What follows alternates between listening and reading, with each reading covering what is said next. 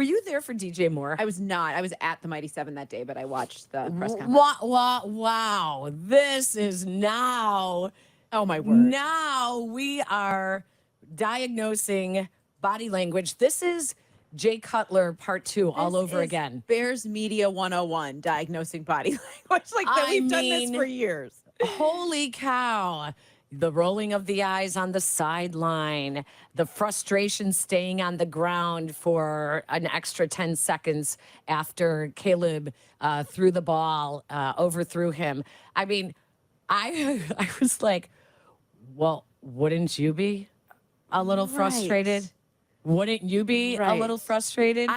We've seen Tom Brady screaming at his line. Yeah. I mean, why is it a big deal? I don't know why it's a big deal. It's a note. You can definitely say he was frustrated. Look at this. Yeah, but the camera caught him, and that was it. That was why it was so. I mean, everyone was frustrated, right? Caleb's response to C.J. Stroud, everybody was frustrated. How do you? Okay, we should play a game, Jack, for tomorrow's Bears game. We should count how many times the CBS cameras show DJ Moore and wide receivers on the sideline. Okay. And I am going to guess DJ Moore is going to look right into the camera and give a nice big grin. I bet you're 100% He's going to right. give him a nice 100%. big sarcastic grin. Yep, sure is. After an incompletion. He's going to be like, yeah. But this is what he had to say this week when he was asked about it. Depends on which one you're talking about. I mean, like, everybody just was making something out of it. I mean, people just at you and it don't even be really nothing. And none of the frustration was at anybody.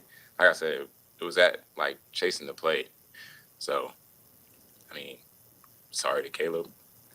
Nationally, I don't know. Sorry, not sorry? Yeah. I shouldn't have shown as much, but it's still part of the game, you know. Like I said, we was one play away from the game changing, and we just couldn't connect. Like, nobody on offense could connect with the one play or get the one play started to get us on track to go up. So, I mean, it's football. Everybody gonna have their ups and downs and frustration. So, DJ, put your daughter on this, okay? You need to post on social your daughter imitating all the faces of Dad. Brilliant. And make a joke out of it. Mm-hmm. You know, just because she's so adorable. She's so cute. That's what I would do. Go on TikTok, go on Instagram, and just have your daughter imitating the faces of DJ Moore. And it'll be funny and forgotten. Mm-hmm. And people will stop trying to make something out of nothing. Yes. Yes. Stop trying to make something out of nothing. Although, are you trying to make something out of Keenan Allen? No, I think it's nothing. That's why I think you're trying to make something. Oh, no, I'm not. No. I don't think it's anything. I really don't. Keenan Allen is not making the trip to Indy.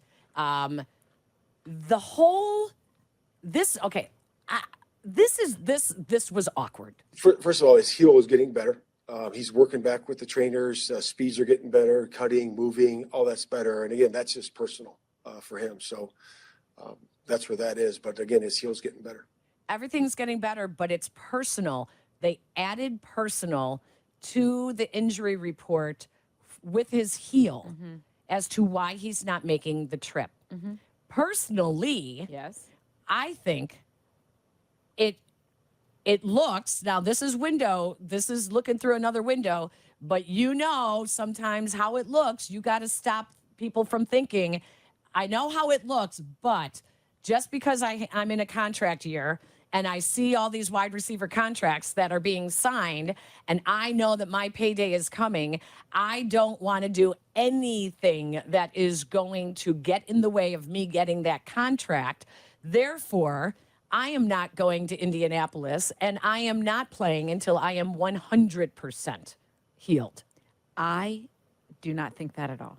I thought that the personal reason was when they ruled him out, he was like, you know what? I'm going to stay home this weekend. I just say it's a personal thing and I'm just going to hang out with my family. I'm taking a personal day. That's what I thought. I didn't in one moment go into all of that. It's week 3. He's played one game. the offense is figuring itself out. I didn't get that far. I just didn't let my brain didn't even cross my mind. I was just like, and that's why it sounded so awkward, because we were like, well, what's the personal reason? And Eberflus is like, I got to say this, like, I mean, a lot of what Eberflus says is awkward, but in that moment, that's why it sounded so awkward, because it really isn't anything. That's what I thought.